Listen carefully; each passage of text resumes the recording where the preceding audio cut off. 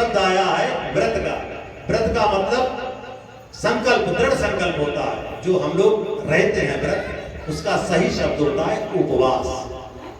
व्रत शब्द नहीं होता है, सही शब्द होता है उपवास। कि आज हमने संकल्प लिया है कि हम उपवास रहेंगे, जैसे एकादशी का या सोमवार का जो भी है, उपवास सही शब्द है। अब उपवास का सार्थकता क्या है, ये हमारे उपनिषद में बताई गई है। जब व्रत का शब्द आया है तो आपको यहाँ पे 2 मिनट का समय लगेगा, वो भी बता दें। उपनिषद, बराह उपनिषद, वेद का श्लोक है ये। बराह उपनिषद में लिखा है, उपसमीपे यो वासो जीवात्म परमात्मनो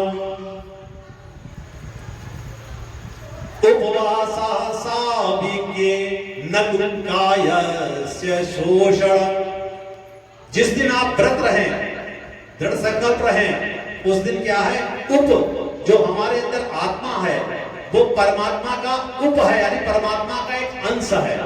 उप समीपे यो वासो, कोशिश कीजिए उस दिन, जिस दिन आप व्रत रहते हैं, जिस दिन आप संकल्पित होते हैं, उस दिन अपनी आत्मा को परमात्मा से जोड़ने का प्रयास कीजिए। सही शब्दों में यही अर्थ होता है व्रत का, उपवास का।